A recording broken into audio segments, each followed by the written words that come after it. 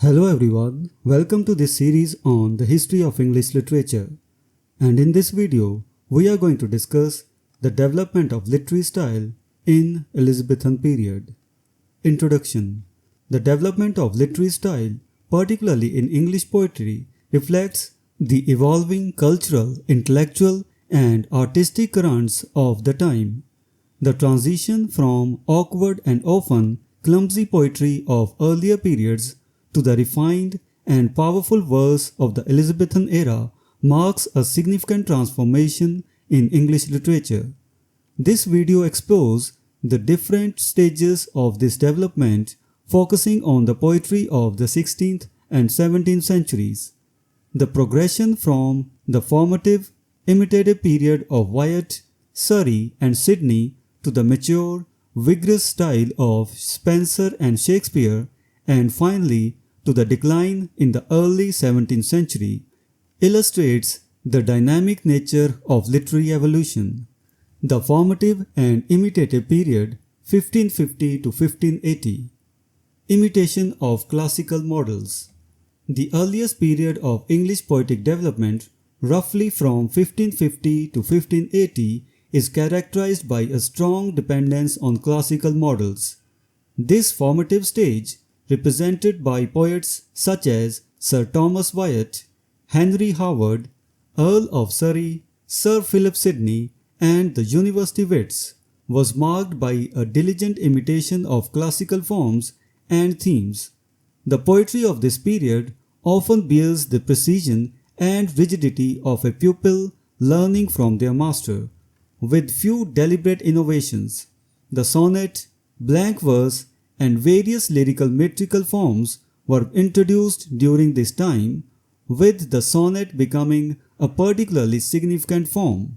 While these poets laid the groundwork for future literary developments, their style was often erratic and occasionally lapsed into what could be considered barbarism. However, the lyrical style of this period was less restrained by classical influences, allowing for the emergence of a more authentic and expressive English voice. Introduction of new forms. During this formative period, several poetic forms were introduced into English literature that would become foundational to the later development of English poetry. The sonnet, popularized by Wyatt and Surrey, provided a new structure for expressing personal emotions and thoughts. Blank verse, also introduced during this time, became a flexible and powerful form of dramatic and narrative poetry, setting the stage for its masterful use by later poets such as Shakespeare. The introduction of these forms signaled the beginning of a more sophisticated and versatile poetic tradition in England. The Spenserian and Shakespearean stage, 1580 to 1615. The pinnacle of English poetic style. The period from approximately 1580 to 1650 represents the highest development of English poetry, characterized by the works of Edmund Spenser, William Shakespeare, and their contemporaries. During this time, the native English genius, having absorbed the lessons of foreign writers, added the vitality and ardor of its own spirit, resulting in a style of unparalleled fullness, freshness, and grandeur. Edmund Spenser's The Faerie Queene exemplifies the richness and allegorical complexity of the period's poetry. Spenser's use of Spenserian stanza, a new and intricate metrical form, demonstrates the innovative spirit of the time. His work combines classical influences with a distinctly English sensibility, creating a unique blend of myth, history, and imagination. William Shakespeare, the towering figure of this period, brought the English language to new heights with his plays, sonnets, and other poetic works. His mastery of blank verse and his ability to infuse his poetry with deep emotional resonance and intellectual depth set the standard for English literature. Shakespeare's ability to blend the serious with the humorous, the profound with the mundane, and the lyrical with the dramatic showcases the versatility and richness of the poetic style during this period. The romantic power and ease of style. The universal note of this period's poetry is the romantic one of power and ease. The poetry of Spenser, Shakespeare, and their contemporaries is marked by a sense of freedom and mastery, as the poets explored the full range of human experience with confidence and creativity.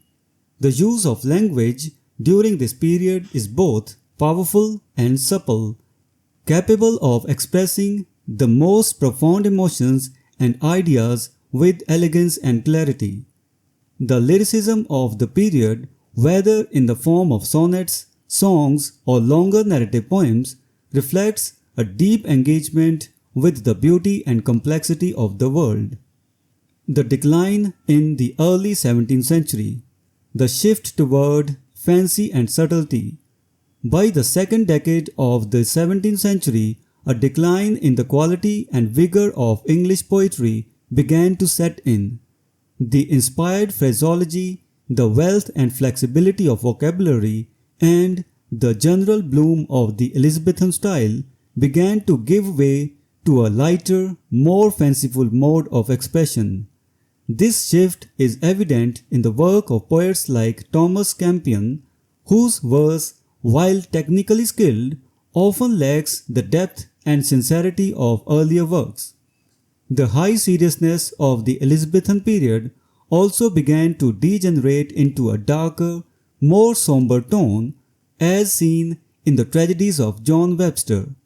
Webster's plays, such as The Duchess of Malfi, are marked by a gloomy and often morbid atmosphere, reflecting the broader cultural and social anxieties of the time. The handling of blank verse during this period also began to change, becoming less robust and more constrained, reflecting a broader decline in the creative energy that had characterized the previous era. The decline of passion and sincerity in lyric poetry. While much of the technical dexterity of the earlier period's lyric poetry survived into the early 17th century, the deeper qualities of passion and sincerity became less common and robust. The lyric poetry of this period often lacks the emotional intensity and immediacy of the earlier works, as poets increasingly turned to more intellectual and stylistic concerns. The result is a body of work that, while still beautiful and technically accomplished, often feels more distant and less engaged with the vital questions of human experience. Conclusion. The development of literary style in English poetry from the mid-16th to the early 17th century reflects a dynamic and evolving tradition. The transition from the imitative and formative period of Wyatt, Surrey, and Sidney to the high achievement of Spenser and Shakespeare, and finally to the decline in the early 17th century illustrates the shifting cultural and intellectual currents of the time. Each stage of this development contributed to the richness and diversity of English literature, laying the foundation for future generations of poets and writers. So this was the discussion on the development of literary styles in poetry in the Elizabethan era. We will meet in the next video and discuss some other topic. Until then, goodbye and thank you.